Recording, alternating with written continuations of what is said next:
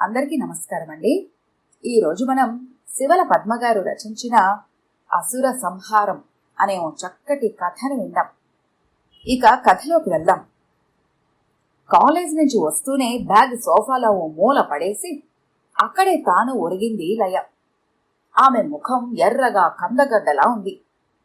Idiots, చంపేయాలి ఒక్కొక్కరిని, పళ్ళు కొరుకుతూ అంది. ఆవేశం తొంగి చూస్తోంది గొంతులో. టేప్ చేసిన ఇంటర్వ్యూ వింటూ రాసుకుంటున్న భారతి ఓ మారు కూతురు వైపు చూసి తిరిగి తన పని తను చేసుకోసాగింది. ఏమైంది అని అడిగింది కొద్ది క్షణాలు ఊరుకొని.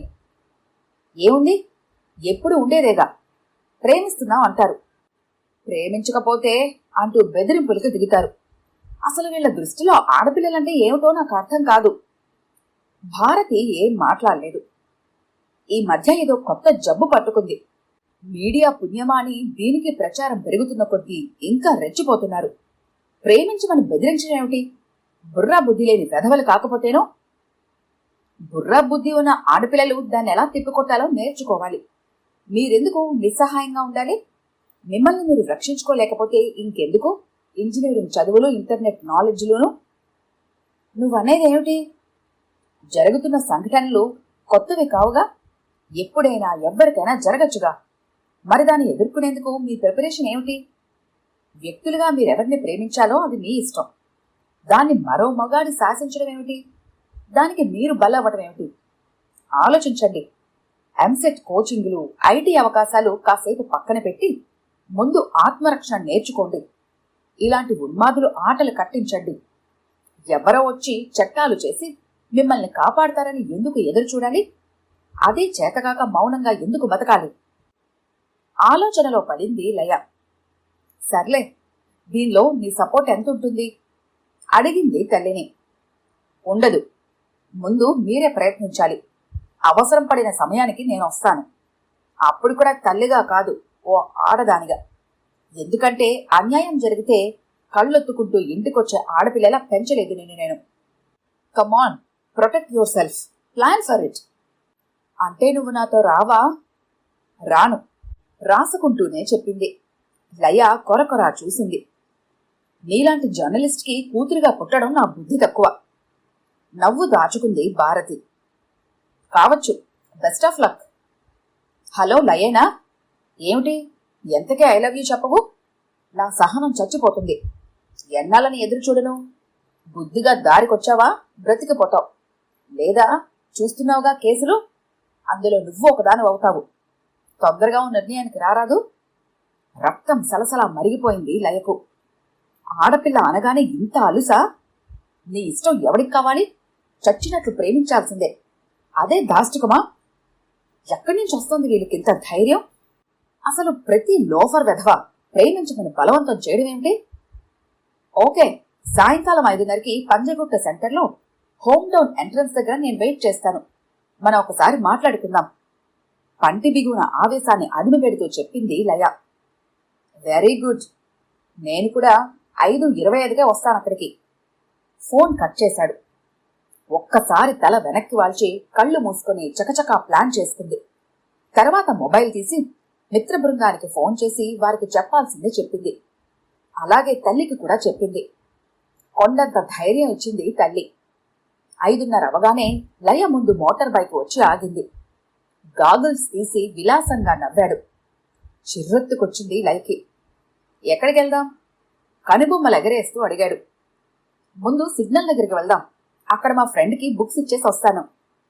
బైక్ అక్కడే పార్క్ చేసి ఆమెతో నడిచాడు. సిగ్నల్ దగ్గరికి రాగానే ఆగింది లయ. అక్కడే ఉన్న రాధిక తన భుజాల మీద ఉన్న చున్నీ తీసి నడుముకి కట్టుకొని వెనక నుంచి గట్టిగా తన్నింది అతన్ని. ఆదమరచి ఉండడం వలన తూలి అమాంతం ముందుకు పడ్డాడు. లేవబోతున్న అతని అరచేతుల మీద తన హై హీల్స్ తో గట్టిగా అదిమి ముందుకు ఉండింది లయ.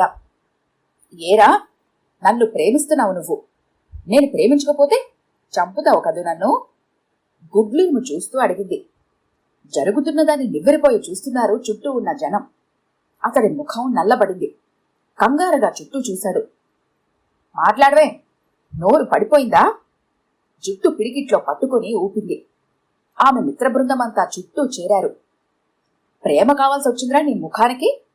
ఆడపిల్లలంటే నీ ఇషారాతో ఆడేవాళ్లు అనుకున్నావురా రాస్కెల్ అని చాచిపెట్టి ఒక్క లెంపకాయ కొట్టింది రమణి. చూస్తూ ఉండగానే జనం అక్కడ గుమిగూడారు. ప్రేమించాలా నిన్ను? ఇదిగో సామూహికంగా ప్రేమించడానికి ఇక్కడికొచ్చాం. పబ్లిక్ ఎదురుగా నిన్ను మేమంతా మనసారా ప్రేమిస్తాం అంటూ చెప్పులు కర్రలతో ఇష్టం వచ్చినట్లు ఆడపిల్లలంతా దెబ్బల వర్షం కురిపించారు. అతడికి కదిలేందుకు కూడా అవకాశం ఇవ్వడం లేదు. అందరి ముఖాల్లోనూ ఉద్రేకం, ఆవేశం. అడుగడుగునా బలి తీసుకుంటున్న ఈ ధోరణిపై పట్టరాని ఆగ్రహం. శాశ్వతంగా పోగొట్టుకున్న తమ స్నేహితురాలను గుర్తు చేసుకున్న వారు కొందరు, బ్రతికుండి నరకం అనుభవిస్తున్న మిత్రురాలను గుర్తు చేసుకున్నవారు కొందరు. వారు గుర్తుకొస్తున్న కొద్దీ, వారు పడిన నరకయాతన, మరణయాతన గుర్తుకొస్తున్న కొద్దీ వారి రక్తం మరిగిపోతుంది. అప్పటికే 4 పక్కల ట్రాఫిక్ ఆగిపోయింది. లయ స్నేహితురాళ్లు అతన్ని ఈడ్చుకుంటూ తీసుకొచ్చి సెంటర్లో పడేశారు. ఆ దారిని పోతున్న ప్రెస్ వాళ్లు ఆగి చకచకా కెమెరాలు ఆన్ చేశారు. ఫ్లైఓవర్ పైనుంచి కొందరు ఆసక్తిగా చూస్తున్నారు. చెప్పరా, చెప్పు, నువ్వు నన్నెంత ప్రేమిస్తున్నావో చెప్పు. నేను ప్రేమించకపోతే ఏం చేస్తావో ఇక్కడున్న అందరికీ చెప్పు. ఒంటరి ఆడపిల్ల మీద యాసిడ్ బాటిళ్లతో దాడి చేయడం కాదురా మగతనం అంటే. మీకు మా ఇష్టాలతో పని లేదు కదూ. మీరు మమ్మల్ని కావాలనుకుంటే మేం భయపడైనా సరే ఒప్పుకోవాలి. మాకో ఆలోచన, కోరిక ఉండకూడదు. అలా అని మీరు మమ్మల్ని శాసిస్తారు.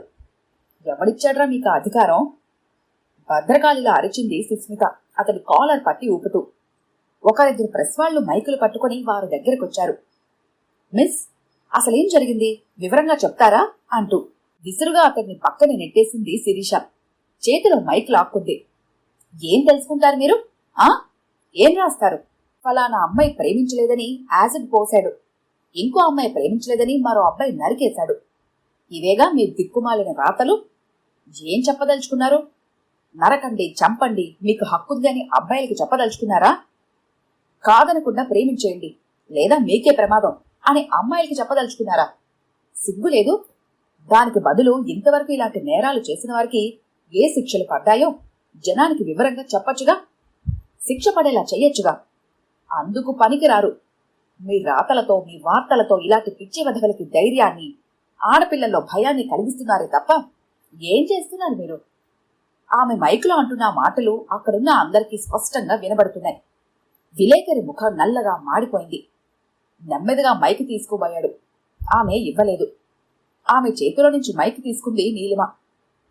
చట్టం కాదురా రాస్కెల్, మిమ్మల్ని మేమే శిక్షిస్తాం.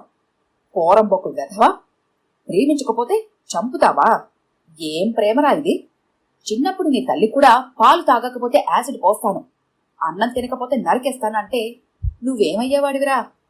ఒకడిని చూసి ఒకడికి, వాడిని చూసి మరొకడికి తెగులు వస్తోందిరా మీకు, లోఫర్ వెధవా. ఈ పరాభవం తర్వాత మీరు నిజంగా ప్రేమించడానికి కూడా హడలిపోవాలి.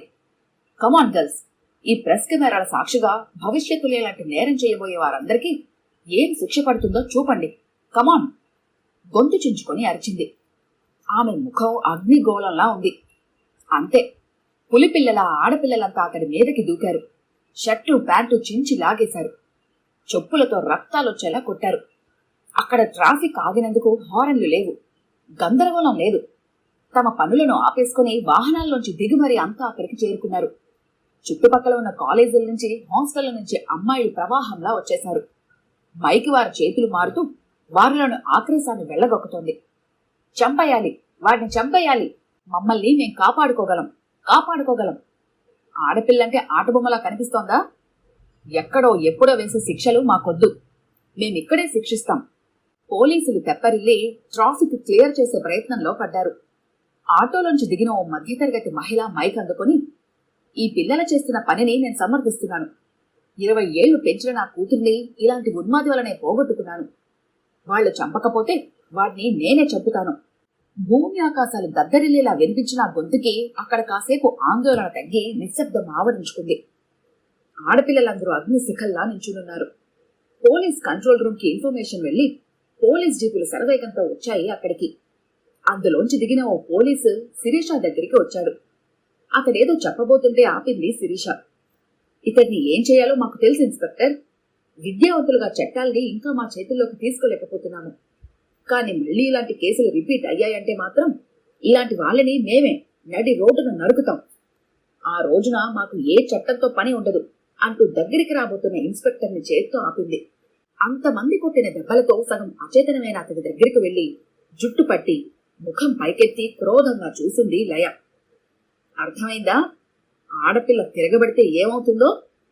ఎవరితో చెప్పుకుంటావో పోయి చెప్పుకో.